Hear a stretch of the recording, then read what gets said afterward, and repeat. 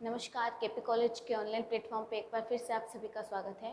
BA semester 2 की classes हम लोग कंटिन्यू कर रहे हैं, जिसमें आज हम लोग स्टार्ट कर रहे हैं अपने नए यूनिट के बारे में।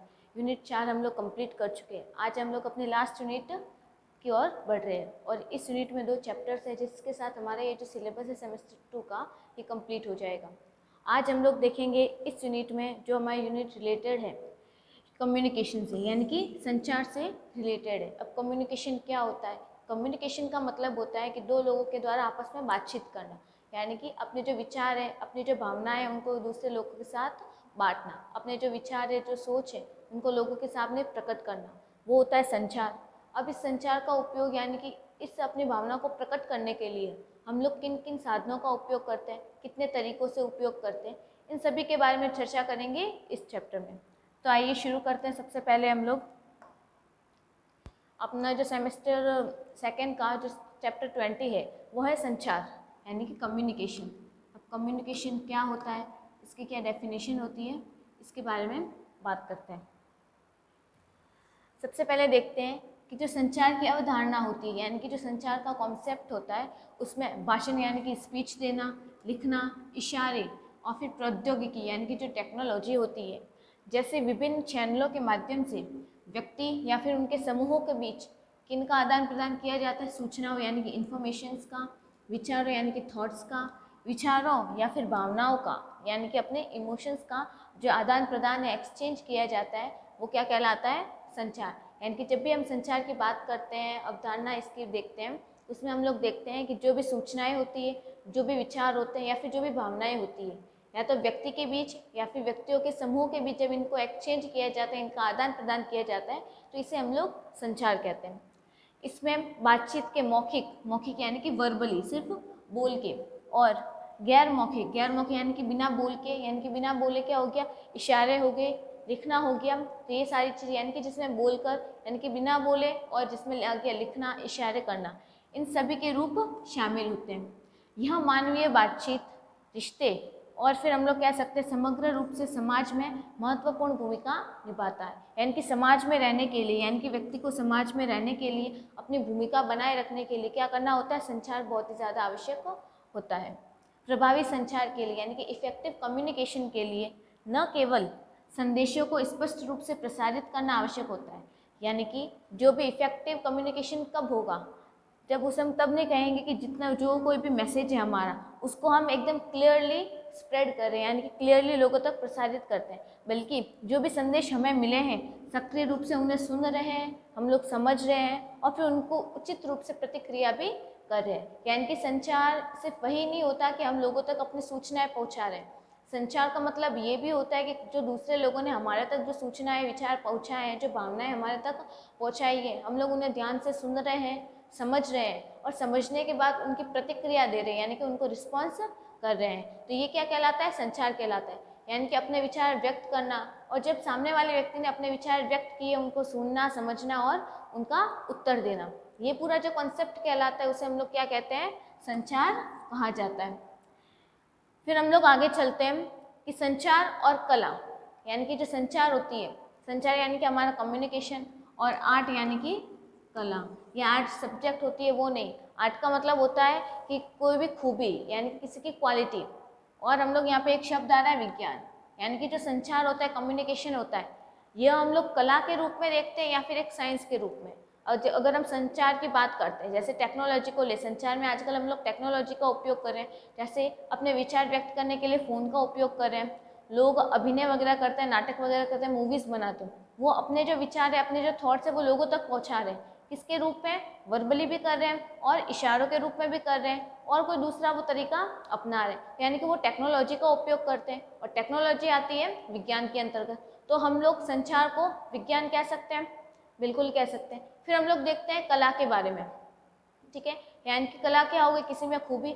अगर कोई टेलीविज़न या फिर टेक्नोलॉजी के माध्यम से अपने संचार को, यानी कि अपनी सूचनाओं को लोगों तक पहुंचा रहा है, पहुंचाने की कला उसमें होनी चाहिए। अगर हमें प्रॉपर कला नहीं है, कि यानी कि हमें कोई खूबी नहीं है कि हम अपनी सूचनाएं, अपने विचार लोगों तक कैसे समझाएं और आगे वाले को समझ में किस तरह आए, ये भी क्या होनी चाहिए? एक तरीके की कला व्यक्ति में होनी चाहिए। यानी कि संचार जो होता है वो विज्ञान का भी रूप है, और जो संचार है वो कला का भी रूप है। तो आइए हम लोग देखते हैं कि यह दोनों के रूपों में देखा जा सकता है और यह इस बात पर निर्भर करता है कि इसे हम लोग कैसे प्राप्त करें, यानी कि संचार हमें किस रूप में मिल रहा है उस पर डिपेंड करेगा कि हम संचार को कला कह सकते हैं या फिर संचार को विज्ञान कह सकते हैं। जब भी मैंने अभी एग्जांपल लिया कि मान लो कोई फिल्म इंडस्ट्री में जो एक्टर्स वगैरह होते हैं वो टेक्नोलॉजी का उपयोग करके हमारे तक उनके विचार पहुँचे तो वो आएगा विज्ञान के अंतर्गत। और जब उनके टेक्नोलॉजी का उपयोग करके वो अपनी कला दिखा रहे हैं, यानी कि उनमें जो खूबी है कि वो अपने विचार व्यक्त कर पा रहे हैं, तो वो क्या हो गई, उनकी कला हो गई। यानी कि उनको किस तरीके से लोगों तक पहुंचाया जा रहा है उस पर डिपेंड करता है कि हम संचार को किस रूप में देखते हैं। सबसे पहले देखते हैं कला के रूप में। जो संचार में रचनात्मकता यानी कि रचना यानी कि नई नई क्वालिटी उत्पन्न करने की क्षमता, अंतर्ज्ञान यानी कि इसके जो इंटरनल नॉलेज होता है और जो संदेश इन्फॉर्मेशन होती है उनको सम्मोहक यानी कि बहुत ही ज़्यादा इफेक्टिव, लोगों को बहुत ज़्यादा अट्रैक्टिव लगे और प्रेरक तरीके से तैयार करने की क्षमता होनी चाहिए। यानी कि जो एक्टर्स वगैरह होते हैं उनमें क्या होते हैं, उनमें एक खूबी होती है, वो अपने जो विचार हैं इस तरीके से रिप्रेजेंट करते हैं कि जो भी ऑडियंस होती है वो उनको तरफ अट्रैक्ट हो जाती है और उनके जो थॉट्स हैं उनको आसानी से समझ आ सकते हैं। तो ये क्या है, एक तरीके की कला है लोगों को अट्रैक्ट करने की, अपने विचार उन तक पहुँचाने की। जितने विचार हैं, भावनाओं को प्रभावी ढंग से व्यक्त करने के लिए उनके पास क्या होती है, लैंग्वेज होती है, उनके पास स्वर होते हैं और जिसके रिलेटेड में वो बात कर रहे हैं उनके बारे में जितने भी छोटी छोटी बारीकियाँ होती हैं, यानी कि उनसे जो रिलेटेड हर एक ज्ञान होता है, हर एक नॉलेज होती है, उनकी उन्हें समझ होती है। जिस तरीके से एक जो कलाकार होता है, अब कलाकार में सब हर एक कलाकार आ गया, यानी कि पेंटिंग करने वाला भी आ गया, मूर्ति बनाने वाला भी आ गया, डांस करने वाला भी आ गया, यानी कि जो एक्टिंग करने वाला भी आ गया, यानी कि हर एक व्यक्ति जिसमें कोई ना कोई कला पाई जाती है वो क्या है, कलाकार है। यानी कि जिस तरीके से एक कलाकार एक कृति बनाने के लिए, यानी कि कोई भी चित्र बनाने के लिए जो चित्रकार होता है उसके पास विभिन्न रंग और तकनीकों का उपयोग करते हैं, यानी कि टेक्नोलॉजी का उपयोग करके काम करता है। और उसी तरीके से एक जो कुशल संचारक होता है, यानी कि संचारक यानी कि संचार को ले जाने वाला, संचार को पहुंचाने वाला, अपने दर्शकों तक यानी कि जो देखने वाली ऑडियंस होती है से जुड़ने और उनको वांछित परिणाम प्राप्त करने के लिए विभिन्न उपकरणों और रणनीतियों का उपयोग करता है। यानी कि जो एक चित्रकार की बात करें तो वो अपने रंगों के माध्यम से, उसमें जो कला है उसके माध्यम से अपनी भावनाएं लोगों तक पहुंचा रहा है। और दूसरी तरफ जो टीवी पे एक्ट करने वाले लोग होते हैं, एक्टर्स वगैरह होते हैं, वो क्या करते हैं, वो नई नई तकनीकियों के माध्यम से ऑडियंस तक अपनी जो लैंग्वेज है, अपने जो विचार है, भावनाएं हैं, सूचनाएं हैं वो पहुँचाते हैं। तो ये क्या हो गई, उनकी कला हो गई। फिर हम लोग बात करते हैं विज्ञान। संचार की जो जितने भी प्रक्रियाएं होती हैं उनमें अंतर्निहित वैज्ञानिक सिद्धांत भी होते हैं। जैसे शोधकर्ता यह समझने के लिए संचार सिद्धांतों, मॉडल, पैटर्न का अध्ययन करते हैं कि जो इन्फॉर्मेशन होती है उनको किस तरीके से लोगों तक फैलाया जाता है, इन्फॉर्मेशन को कैसे प्राप्त करते हैं और उनकी व्याख्या किस तरीके से कर रहे हैं। इस अध्ययनों से यह प्रभावी संचार के पीछे के तंत्र को उजागर करने के लिए मानव व्यवहार, संज्ञानात्मक प्रक्रियाएं और सामाजिक गतिशीलता का विश्लेषण करना शामिल है। वैज्ञानिक तरीकों को लागू करके, यानी कि जितने भी वैज्ञानिक तरीके हैं, साइंटिफिक जितने भी तरीके हैं, मेथड्स हैं, उनका उपयोग करके या फिर उनको लागू करके जितने भी संचारक होते हैं, यानी कि इन्फॉर्मेशन पहुंचाने वाले, आसानी से इनका उपयोग कर सकते हैं, अपनी समझ को बढ़ा सकते हैं और उनको जो संदेश संप्रेषित करने की, यानी कि संदेश को पहुँचाने की जो क्षमता होती है उसमें प्रभावशीलता ला सकते हैं। यानी कि वो टेक्नोलॉजी का उपयोग करके जितने भी एंकर्स वगैरह होते हैं वो क्या कर सकते हैं, जितने भी नई नई टेक्नोलॉजी है उनका उपयोग करके अपनी जो प्रभावशीलता है, यानी कि वो और अच्छी तरीके से लोगों तक अपनी जो इन्फॉर्मेशन है वो पहुंचा सकते हैं। तो इस तरीके से हम देखें कि जो संचार होती है वह विज्ञान और कला दोनों का एक मिश्रित रूप होता है। यानी कि संचार में कला जितना आवश्यक है उतना ही आवश्यक विज्ञान भी होता है। रचनात्मकता और अंतर्ज्ञान के साथ साथ अनुभवजन्य अवलोकन और विश्लेषण से प्राप्त होता है।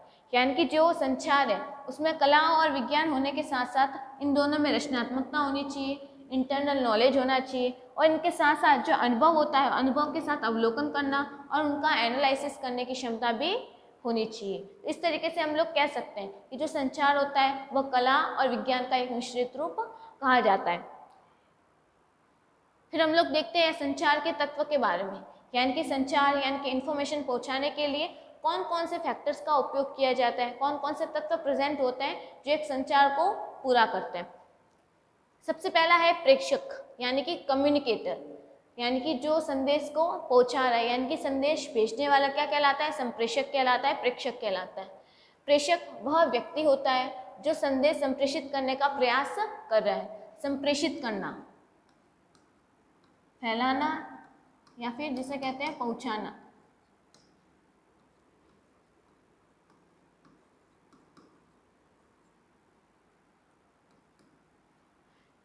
यानी कि प्रेषक वह व्यक्ति कहलाता है जो संदेश को फैलाने का प्रयास करता है, और वह व्यक्ति चाहता है कि जो दूसरा व्यक्ति उसका संदेश प्राप्त कर रहा है उसे प्राप्त करे और फिर उसे समझे भी। और संदेश का उद्देश्य आमतौर पर दूसरे व्यक्ति को कुछ करने या फिर दूसरे व्यक्ति को कुछ समझने के लिए प्रेरित करना होता है। यानी कि संचार में जो सबसे इम्पोर्टेंट व्यक्ति है वो होता है प्रेषक, यानी कि संदेश भेजने वाला। अगर हमें किसी को संदेश भेजना है, जैसे हम लोग लेटर वगैरह लिखते हैं, तो उसमें लिखते हैं हम लोग प्रेषक, यानी कि जो भेज रहे हैं, यानी कि हम अपना एड्रेस, अपना नाम, कहाँ से भेजा है, वो सारी चीज़ें लिखते हैं। क्यों लगते हैं? या कि उनको पता चले कि हमने जो लिखा है, जो हम लोग उससे संदेश भेज रहे हैं, वो कहाँ से आया है, किसने भेजा है, ठीक है। और भेजने के बाद वह उसको समझे और अपनी भावनाएं व्यक्त करने का प्रयास करे। तो सबसे पहला जो तत्व कहलाता है संचार में, यानी कि जो सबसे पहला व्यक्ति होता है वो कहलाता है प्रेषक। फिर उसके बाद में होता है संदेश, यानी कि हम लोग क्या उसे संदेश, क्या सूचनाएं भेज रहे हैं। हालांकि बोलने के लिए शब्दों का चयन सावधानी से करते हैं हम लोग। अकेले शब्द दूसरे व्यक्ति द्वारा प्राप्त की गई बातों का एक छोटा सा प्रतिशत दर्शाते हैं। जैसे वास्तव में साहित्य के अनुसार शब्द संदेश में सबसे कम मूल्य रखते हैं, इसीलिए जो कहा गया है वह शारीरिक भाषा और आवाज़ के उतार चढ़ाव जितना है संप्रेषणीय नहीं है। यहाँ तक कि जब कोई शब्द नहीं बोला जाता तब भी संचार हो रहा है। जैसे यदि कोई व्यक्ति भौहें सिकोड़ता है या फिर आँख नहीं मिलाता है, अपनी घड़ी की ओर देखता है, तो एक संदेश भेजने जा रहा है और यह इच्छित संदेश नहीं हो सकता। नतीजा ये होता है इसका कि शारीरिक भाषा और भाषा के उतार चढ़ाव के पर ध्यान देना समझदारी है, जिसमें सामान्य रूप से देखने और सुनने से कहीं अधिक समय लगता है। इसे सर्वाधिक प्रभावी बनाने के लिए हमें पूरा ध्यान रखना चाहिए। एक प्रभावी संदेश वह होता है जहाँ पे शब्द, उसका अर्थ हो और भावनाओं के बीच एक रूपता यानी कि यूनिटी और सहमति हो। और एक रूपता प्राप्त करने के लिए शारीरिक भाषा और आवाज़ का उतार चढ़ाव आवश्यक होता है। यानी कि संदेश अगर हम शॉर्टली देखें तो संदेश क्या है? संदेश में भावनाएं, अर्थ, शब्द, यानी कि हमें संदेश किस तरीके से भेजना चाहिए, शब्द भी हो उसमें, उन शब्दों का अर्थ भी हो और उन शब्दों से भावनाएं भी जुड़ी हुई हो, तब वो कोई भी संदेश क्या कहलाएगा? एक प्रॉपर संदेश कहलाएगा। और वह इस तरीके से भेजा जाता है कि जो भेजने वाला व्यक्ति है वो अपनी भावनाएं पूरी तरीके से व्यक्त कर पाए। इनके साथ साथ यानी कि संदेश में और क्या बातें होनी चाहिए? संदेश में देखा जाता है कि उसमें शारीरिक भाषा भी होनी चाहिए। यानी कि अगर हमें कोई पाठ पढ़ने को दे दिया जाए, ठीक है, जैसे स्कूलों में हिंदी की किताबें वगैरह चलती थी, उसमें अगर हम लोग कोई कविता दी हुई होती है तो अगर हम उसे कविता की तरीके से पढ़ते हैं, यानी कि पूरी लय और ताल के साथ, आवाज़ के उतार चढ़ाव के साथ, यानी कि कहाँ पे हमें आवाज़ को उठाना है, कहाँ पे धीरे करना है, ठीक है, जैसे आजकल गाने वगैरह चलते हैं, म्यूज़िक से भी सुनते हैं, तो जो गाने के जो बोल होते हैं, जो लाइन्स होती है, अगर हम उनको बिना म्यूज़िक के ऐसे ही पढ़ते जाए तो हमें क्या दिखेगा? एक नीरस पाठ दिखेगा। यानी कि वो तो कुछ ना कुछ बस शब्दों का जो तालमेल बिठाया गया है, यानी कि सिर्फ लिखा गया है, वो अगर हम ऐसे ही पढ़ रहे हैं। फिर जब उस गाने को हम लोग म्यूज़िक के साथ सुनते हैं तो उसमें जो म्यूजिशियन होता है, जो सिंगर होता है, वो प्रॉपर उतार चढ़ाव के साथ, यानी कि हाव भाव के साथ उस गाने को रिप्रेजेंट करता है। तब उस गाने का क्या निकलता है? अर्थ निकलता है शब्दों का, और उन शब्दों की भावनाओं का पता चलता है। यानी कि उसका संदेश पहुंचाने के लिए, यानी कि उसने अपने विचार व्यक्त करने के लिए शारीरिक भाषा का यूज़ किया, उसने भाषा में आवाज़ के उतार चढ़ाव का भी उपयोग किया, तब कोई संदेश जाके क्या होता है? प्रभावी कहलाता है। फिर जो अगला तत्व है वो है चैनल। चैनल वह माध्यम होता है जिसका उपयोग प्रेषक, यानी कि जो भेजने वाला है, प्रेषक द्वारा प्राप्तकर्ता को, यानी कि जिसे हम लोग भेज रहे हैं, यानी कि प्राप्त करने वाला को जो संदेश भेजने के लिए किया जाता है। यानी कि जैसे कोई भी व्यक्ति है अपना संदेश भेजने के लिए, लोगों तक पहुंचाने के लिए कौन से मीडियम का उपयोग कर रहे हैं, यानी कि कौन से माध्यम का उपयोग कर रहे हैं। यानी कि अगर वो फ़ोन का यूज़ कर रहा है अपना मैसेज देने के लिए, मेल का उपयोग कर रहा है, पत्र का यानी कि लेटर का उपयोग कर रहा है, या फिर डाक का उपयोग कर रहा है, किन भी चीज़ों का अगर वो उपयोग करता है, यानी कि जो भेजने वाला प्रेषक है अपना जो संदेश है प्राप्तकर्ता तक पहुंचाने के लिए कौन से माध्यम का उपयोग करता है, उसे हम लोग कहते हैं चैनल। यह व्यक्तिगत रूप से टेलीफोन हो सकता है, ईमेल हो सकता है, जो टेक्स्ट मैसेज करते हैं वो हो सकता है, लिखित समाचार या फिर पत्र हो सकता है, यानी कि अगर हम जो लेटर भेजते हैं वो हो सकता है, या फिर कोई भी तीसरे पक्ष के माध्यम से, यानी कि कोई तीसरा पक्ष, यानी कि हम जो भेजने वाले हैं प्रेषक, एक हो गया प्राप्त करने वाला, और उसकी जगह हम लोग क्या करें, किसी दूसरे व्यक्ति को दे दिया और वो जो दूसरा व्यक्ति है वो उस प्राप्तकर्ता तक पहुंचा रहा है। तो ये क्या हो गया, तीसरा मीडियम हो गया, तीसरा पक्ष हो गया। याद रखने वाली महत्वपूर्ण बात यह होती है कि जब संचार केवल मौखिक होते हैं, यानी कि जब सिर्फ बोलकर अपने विचार व्यक्त किए जाते हैं, तो यह संचार का सबसे महत्वपूर्ण तत्व शारीरिक भाषा छूट जाता है।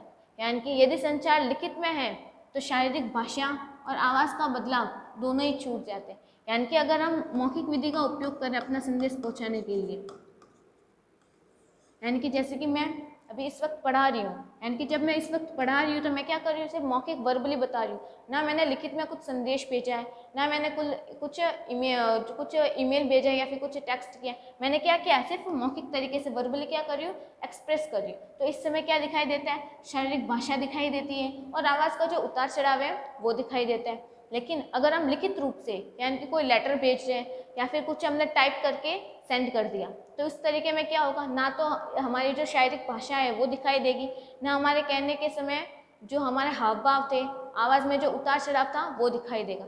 यानी कि जब हम मौखिक रूप से संदेश भिजवाते हैं तो उसमें शरीर के हाव भाव और आवाज़ का उतार चढ़ाव दिखाई देता है, लेकिन जब हम लिखित रूप में संदेश को भेज रहे हैं तो उस समय शारीरिक भाषा और उतार चढ़ाव दोनों का अभाव पाया जाता है।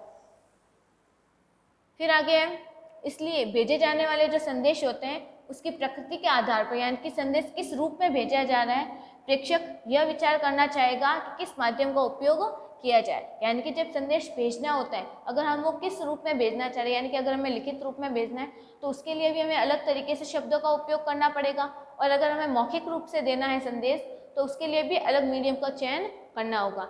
इसलिए क्या करते हैं कि संदेश भेजने की प्रकृति के आधार पर, यानी कि संदेश किस तरीके का है, संदेश किस तरीके से हमें भेजना है, उसमें क्या मैटर लिखा हुआ है, यानी कि संदेश में लिखे हुए संदेश की जो प्रकृति होती है उसके आधार पर हमें क्या करना है, चैनल का चयन करना होता है। अधिक महत्वपूर्ण जो संदेश होते हैं उनके लिए आमने सामने बैठने की आवश्यकता होती है, यानी कि जब बहुत ही ज़्यादा इंपॉर्टेंट जैसे मीटिंग्स वगैरह होती है तो आमने सामने बैठ कर ही वो अपने विचार व्यक्त कर सकते हैं और अपना संदेश पहुंचा सकते हैं। जबकि जब कम महत्वपूर्ण वाले संदेश होते हैं, यानी कि जो नॉर्मली टेक्सटिंग की जाती है, चैटिंग वगैरह करते हैं, उसमें क्या होता है, मौखिक रूप से या फिर फ़ोन करके वर्बली रूप से बता दिया जाता है। तो इस तरीके से जो संदेश भेजने की प्रक्रिया होती है वो कहलाते हैं हमारे चैनल्स। फिर देखते हैं संदेशों का उपचार। उपचार का जो संबंध होता है, जो दर्शक तक जानकारी पहुंचाने के लिए संदेश को संभालने के तरीकों से है। यानी कि जो हमने संदेश भेजा है, प्रेषक ने चैनल के माध्यम से जो संदेश प्राप्तकर्ता तक भेजा है वो संदेश सुरक्षित है या नहीं है। यह संदेश प्रस्तुत करने में विशेषज्ञता यानी कि स्पेशलिटी के लिए आवश्यक तकनीक यानी कि टेक्नोलॉजी, उनकी जो प्रोसेस होती है या फिर उसको किस तरीके से संदेश को एक्सप्रेस किया जा रहा है, ये सारी चीज़ें इससे रिलेटेड होती है। इसलिए उपचार संदेश प्रस्तुत करने के तरीकों के डिज़ाइन से संबंधित होता है, यानी कि जब संदेश उस तक पहुंचा है प्राप्तकर्ता तक, वो किस तरीके से उसके सामने रिप्रेजेंट किया जा रहा है। संदेश के तरीकों को, संदेश के जो उपचार होते हैं उस उपचार के तरीकों को व्यक्त करने के लिए उचित तरीके की डिज़ाइन का हमें चयन करना चाहिए। बल्कि जो संदेश है यानी कि जो हमारा मैसेज और जो चैनल है इनके द्वारा प्रदान की गई स्थिति यानी कि जो भी पोजीशन है उनके भीतर प्रस्तुति के लिए नियोजित तकनीक से संबंधित होता है। यानी कि हमें जितने भी हमारे मैसेज है चैनल के माध्यम से हमने प्राप्तकर्ता तक पहुँचाएँ तो उसके लिए हमें उचित तकनीक यानी कि नियोजित यानी कि प्रॉपर प्लान की हुई तकनीक का उपयोग करना चाहिए, तभी उन संदेशों का उपचार किया जा सकता है।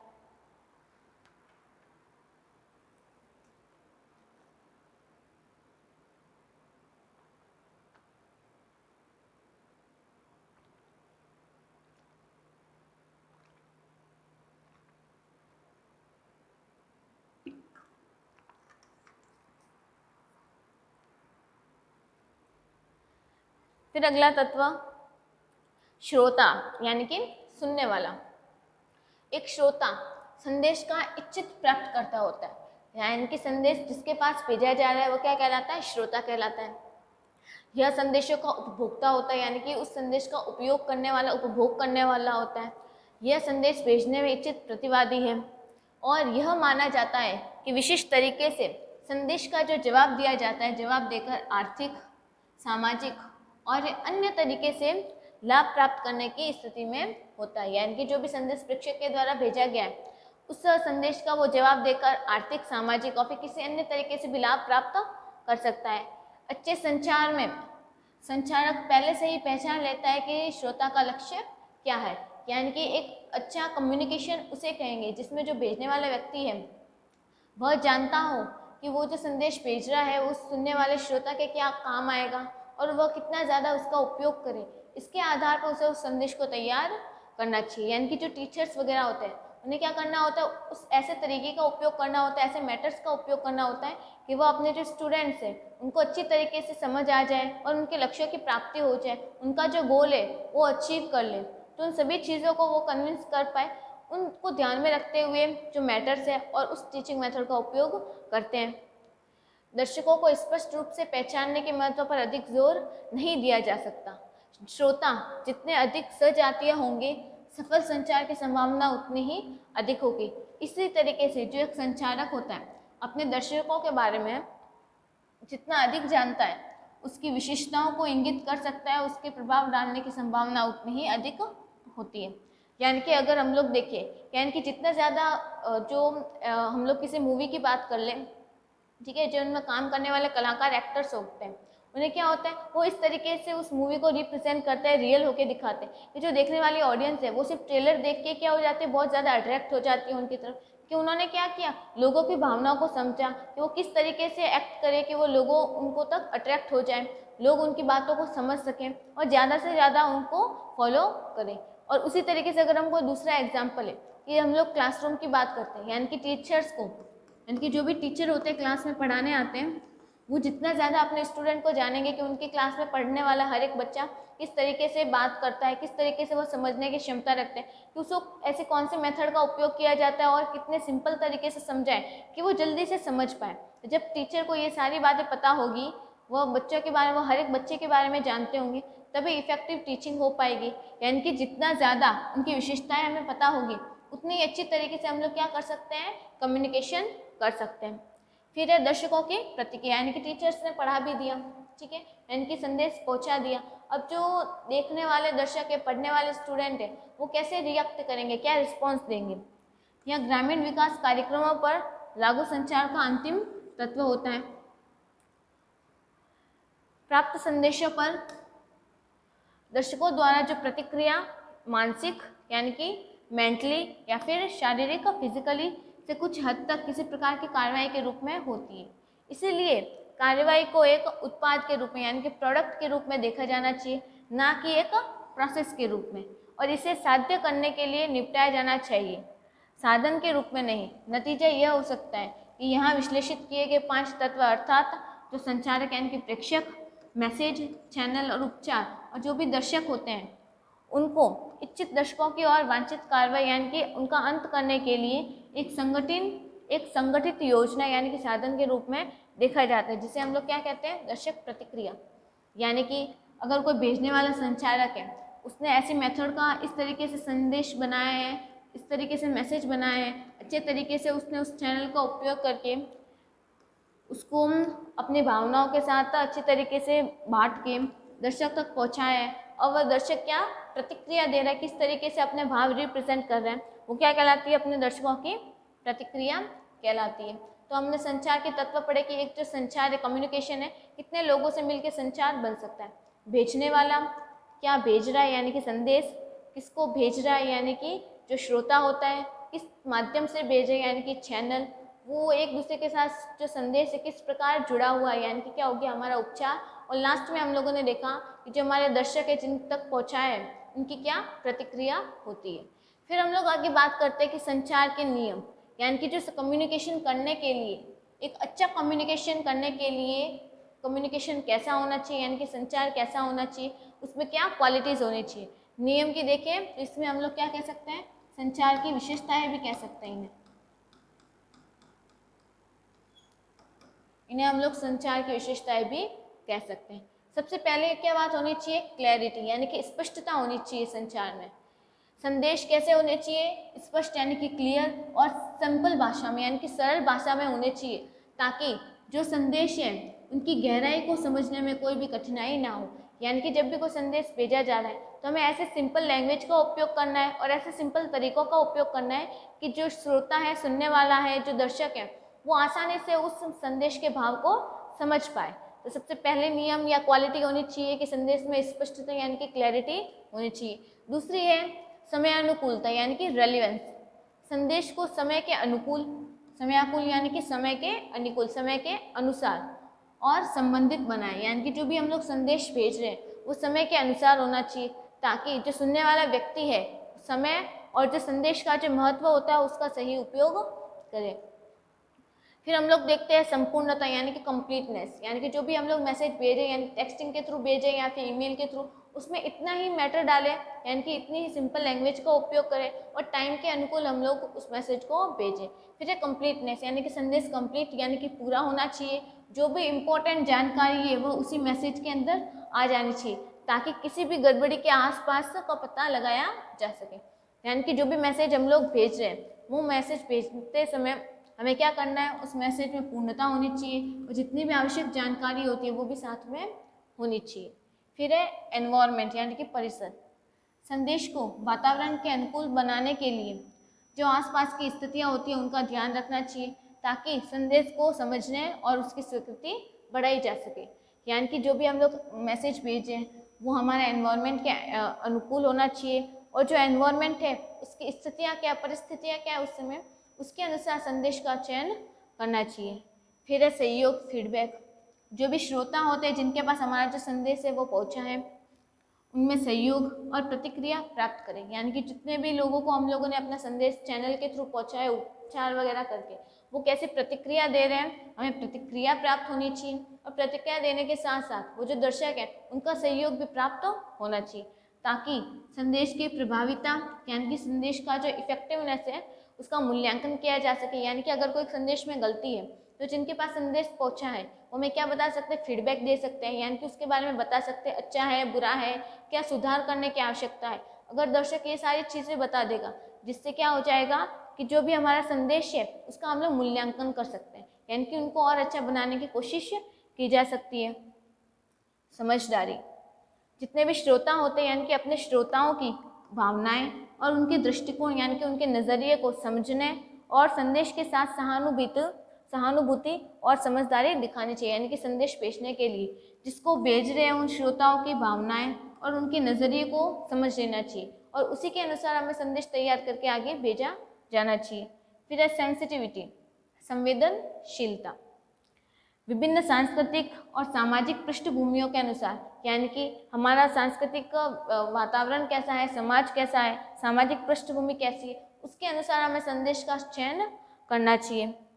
ये संदेश के सही और प्रभावी प्रस्तुति में मदद करते हैं और संचार की गुणवत्ता को बढ़ाते हैं। अगर हम संचार के इन सभी नियम को ध्यान रखेंगे और इनको और अच्छी तरीके से रिप्रेजेंट करेंगे तो हमारा जो संचार है सही होगा, हमारा जो संदेश है वो प्रभावी दिखेगा, और जो संचार कम्युनिकेशन की गुणवत्ता है उसको भी बढ़ाया जा सकता है। किनकी मदद से, इन विशेषताओं का उपयोग करके। फिर हम लोग देखते हैं कि संचार के 7 C, जिसे हम लोग कहते हैं 7C।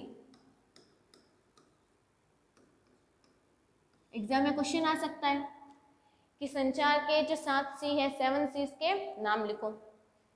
जिसमें सबसे पहला है कंप्लीटनेस यानी कि संपूर्णता। इसकी बात हम लोग कर चुके हैं कि कोई भी मैसेज में क्या होनी चाहिए, संपूर्णता होनी चाहिए, यानी कि वो मैसेज की सही जानकारी, उसमें क्या होनी चाहिए, पूरी जानकारी होनी चाहिए। साथ में जानकारी होने के साथ साथ वह समय के अनुकूल भी होनी चाहिए। एक मैसेज तभी पूर्ण कहलाएगा जिसमें जितना भी प्रॉपर मैटर है वो उसमें इंक्लूड हो। अगर आधी अधूरी जानकारी होगी तो संदेश समझ में नहीं आएगा और वो संदेश जो संचार है वो प्रभावी नहीं हो पाएगा। तो संचार को प्रभावी करने के लिए क्या होना चाहिए कि उस संदेश का पूर्ण होना बहुत आवश्यक होता है।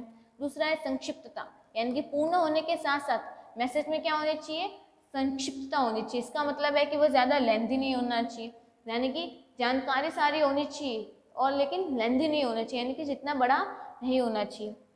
इसका मतलब है कि जो संचारक है यानी कि जो भेजने वाला है कि संदेश में शब्द कम हो, यानी कि उसमें वर्ड्स कम होंगे तो चलेगा, लेकिन जो मैटर है वो सारा होना चाहिए। अगर हम ज़्यादा भारी भरकम शब्दों का उपयोग करेंगे तो इससे क्या हो जाएगा, जो पढ़ने वाला व्यक्ति है वो बोर हो जाएगा और वह आधा अधूरा संदेश ही समझेगा। यानी कि अगर शब्द कम होंगे तो चलेगा, लेकिन जो जानकारी है वो पूरी होनी चाहिए और जो भाषा है वो भी सरल होनी चाहिए, लेकिन सभी लोगों की समझ में आए इस तरीके की भाषा का उपयोग करना चाहिए। जो संचारक का संदेश है वो सटीक होना चाहिए। प्रेक्षक को लंबे चौड़े वाक्यों से बचना चाहिए, यानी कि बड़े बड़े लेंथी मैसेज करने से हमें बचना चाहिए। उसे जो अपना संदेश है वो कम से कम शब्दों में जो श्रोता है उस तक पहुंचाना चाहिए। फिर है विचार। जो संचारक होते हैं दर्शकों की राय अपने दिमाग में रखनी चाहिए, यानी कि जो मैसेज भेज रहे हैं, जिसे भेज रहे हैं, उनकी विचार किस तरीके से, उनके समझने की क्षमता किस तरीके से, उनको ध्यान में रखते हुए क्या करने चाहिए, अपने विचार लोगों तक पहुंचाने चाहिए। जैसे पाठक होते हैं, लेख लिखने वाले राइटर वगैरह होते हैं, पाठक को संदेश देते समय प्रेक्षक को उनकी शिक्षा के स्तर, उनकी रुचि और मानसिकता आदि का विचार रखना चाहिए। यानी कि कोई भी आर्टिकल वगैरह लिखा जा रहा है, कविताएं लिखी जा रही है, तो उसमें ऐसे शब्दों का उपयोग करना चाहिए कि उनके ऑडियंस है उनको आसानी से समझ में आ पाए, उनकी रुचियाँ किस तरफ है, यानी कि उनकी इंटरेस्ट के अकॉर्डिंग उन कविताओं का निर्माण किया जाना चाहिए। फिर है ठोसता। ठोसता से हम किसी ऐसे चीज़ को समझते हैं कि जो कि दृश्यमान हो। शिखर इसलिए किसी को स्पष्टीकरण में ज्वलंत होना चाहिए, इसलिए शेष शब्दों का उपयोग ठोस होने की ओर ले जाता है। यानी कि अगर हम संचार में संदेश का उपयोग कर रहे हैं तो ऐसे शब्दों का उपयोग करें, ऐसे शब्दों को ले जो क्या हो, ठोस हो, यानी कि वो उसको एक प्रॉपर स्थायीपन दे सके। फिर हम लोग देखते हैं स्पष्टता, यानी कि क्लैरिटी होनी चाहिए। शिष्टाचार यानी कि विनम्रता का होना बहुत ज़रूरी होता है। हमारे जीवन में विनम्रता और मानवता आपको वही दिला सकती है कि जो आप वास्तव में हो, यानी कि रियलिटी से हमें जोड़ती है कौन, हमारा शिष्टाचार। इसलिए हर एक व्यक्ति के लिए विनम्र रहना बहुत आवश्यक होता है। अब हम सोचे होंगे कि लिखने में यह कैसे शिष्टाचार आवश्यक होता है। आपकी भाषा विनम्र है, कृपया कृपया यह करें, प्लीज़ यह करें, यह ना करें, अगर ऐसे शब्दों का अगर हम उपयोग करें तो हम क्या दिखा रहे हैं, अपना शिष्टाचार यानी कि विनम्रता दिखा रहे लोगों को। यदि ऐसा नहीं किया तो फिर मैं आभारी रहूँगा, इसके लिए ये प्रमुख शब्द है। यानी कि अगर हम कृपया जैसे शब्दों का उपयोग नहीं कर रहे अपने लेटर में, यानी कि अगर हम किसी को मैसेज कर रहे हैं उसमें प्लीज़ वगैरह ऐसे शब्द का यूज़ नहीं कर रहे, तो हम लोग ये कह सकते हैं कि मैं आपका आभारी रहूँगा, I am grateful for you.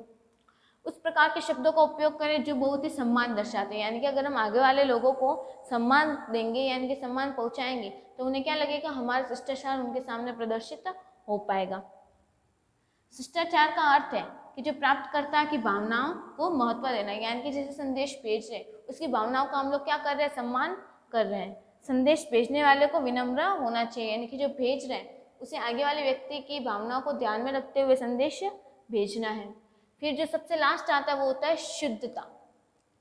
सही होना बहुत महत्वपूर्ण है, क्योंकि स्पष्ट रूप से कुछ भी गलत नहीं कह सकते। आपको ऐसी भाषा का उपयोग करना होगा जो व्यक्ति द्वारा आसानी से समझी जा सके, यानी कि श्रोता उसे आसानी से समझ सके, और उसे सुनिश्चित करे कि आपके सभी तथ्य और आंकड़े बिना किसी व्याकरण संबंधित त्रुटि के सही है। यानी कि हम इस तरीके से अपने विचार को व्यक्त करें कि जिसके पास पहुँचे, यानी कि जो श्रोता दर्शक वगैरह है वो हमारी भावनाएं समझ पाए। भावनाएं समझने के साथ साथ इस बात का भी ध्यान रखें कि हमने जो संदेश भेजा है वो क्या है, सटीक है, 100% अश्योर हो सकते हैं। फिर हम लोग देखते हैं संचार के उद्देश्य। संचार क्यों आवश्यक है? लोगों को जागरूक करने के लिए, यानी कि अवेयरनेस फैलाने के लिए, जानकारी प्रदान करने या फिर शिक्षा देने के लिए, इंटरेस्ट बढ़ाने के लिए, लोगों को प्रेरित करने के लिए, ब्रांड या फिर उत्पाद या फिर सेवा को प्रचार यानी कि फैलाने के लिए हम लोग संचार का उपयोग करते हैं। संसाधनों को व्यवस्थित करने के लिए, बेहतर समन्वय यानी कि एडजस्टमेंट करने के लिए, कार्य कुशलता यानी कि कार्य को कुशल बनाने की जो हमारी क्षमता होती है उसको बढ़ावा दे सकते हैं। प्रबंधन यानी कि मैनेजमेंट और श्रमिक के बीच सौहार्दपूर्ण संबंध बना सकते हैं, और कर्मचारियों की नौकरी के से संतुष्टि, यानी कि संचार को उपयोग करने का मतलब ही ये होता है कि हम अपनी भावनाएं, अपने विचार क्यों लोगों तक पहुंचा रहे हैं, किस तरीके से पहुंचा रहे हैं, आपस में हमारा मेल जोल बढ़े, सामाजिक जो हमारा रीति रिवाज है उसमें एक दूसरे की रुचि बढ़े। इन सभी चीज़ों के लिए हम लोग क्या कर सकते हैं, संचार का उपयोग करते हैं। फिर हम लोग आगे बात करते हैं संचार में आत्मविश्वास यानी कि सेल्फ कॉन्फिडेंस इन कम्युनिकेशन। अब संचार करने के लिए सेल्फ कॉन्फिडेंस का होना बहुत आवश्यक होता है। जिसमें हम लोग देखें, आत्मविश्वास का जो निर्माण है एक क्रमिक प्रक्रिया है। क्रमिक यानी कि क्रमतर चलने वाली, यानी कि क्रम के बाद स्टेप बाय स्टेप चलने वाली प्रोसेस होती है, जिसमें सकारात्मक मानसिकता यानी कि जो पॉजिटिव मेंटेलिटी होती है उसको डेवलप करना और जो स्वस्थ आदतें होती हैं उनको अपनाना शामिल होता है। यानी कि जो आत्मविश्वास होता है वो आत्मविश्वास कैसे बनता है? आत्मविश्वास स्टेप बाय स्टेप बनता है, जिसमें पॉजिटिव मेंटेलिटी होती है और कार्य को करने की सही प्रकार से क्षमता पाई जाती है और स्वस्थ आदतें होती है। उसी व्यक्ति को हम लोग क्या कह सकते हैं? आत्मविश्वासी कह सकते हैं। जब आप में आत्मविश्वास हो जाता है तो प्रभावी ढंग से और मुखरता से संवाद करने की अधिक संभावना होती है। यानी कि जब किसी व्यक्ति में आत्मविश्वास बहुत ज़्यादा हो जाता है तो आत्मविश्वास होने की स्थिति में वह अच्छी तरीके से लोगों के सामने अपना संदेश पहुंचा सकता है। आप आक्रामक या फिर निष्क्रिय हुए बिना, यानी कि बिना क्रोध किए हुए और बिना इनएक्टिव होकर, यानी कि हम लोग क्या हो जाएंगे? एक्टिव होकर। जब हमें कॉन्फिडेंस आ जाएगा तो हम क्या हो जाते हैं? एक्टिव हो जाते हैं, हर किसी के सामने अपने बात रखने में सक्षम हो जाते हैं, स्पष्ट रूप से आत्मविश्वास से और सम्मान से बोल सकते हैं। फिर जब आत्मसम्मान या फिर प्रेरणा होती है हमारे पास तो हम अच्छी तरीके से प्रतिक्रियाएं कर सकते हैं, किसी भी चीज़ की आलोचना कर सकते हैं। यानी कि किसी भी चीज़ अगर कोई गलत है तो उसको गलत को गलत कहने की हमें क्या रहती है? क्षमता रहती है। तो ऐसे चीज़ों का हमें क्या हो जाता है? विकास हो जाता है। कब? जब हमें संचार में हमारे क्या हो? आत्मविश्वास आ सकता है। आत्मविश्वास आपको संचार में अधिक खुला, ईमानदार और सहानुभूति होने में मदद करता है। यानी कि जब कोई व्यक्ति बहुत ज़्यादा कॉन्फिडेंट महसूस करता है अपने आप को, तो अपने आप को बहुत ज़्यादा स्वतंत्र मानेगा, वो अपने आप को ईमानदार प्रस्तुत करता है और हर किसी के प्रति उसमें क्या होती है? सहानुभूति पाई जाती है। इसके अलावा आत्मविश्वास रचनात्मकता, उत्पादकता और प्रदर्शन को बढ़ावा देते हैं। यानी कि जब किसी व्यक्ति में आत्मविश्वास उत्पन्न हो जाता है तो उससे कार्य करने में वो नई नई रचनाएं बनाता है, वह उत्पादन करने में सक्षम हो जाता है और लोगों के सामने उसका प्रदर्शन करने में भी बढ़ावा मिलता है। क्योंकि आप अपने लक्ष्य, यानी कि हमारे क्या गोल्स हैं, हमारी अपेक्षाएं और जो हमने हासिल की हमारी उपलब्धियां हैं, उनको अधिक अच्छे तरीके से लोगों के सामने रिप्रेजेंट कर सकते हैं। कब कर सकते हैं? जब हमारे संचार में क्या हो? आत्मविश्वास हो जाए।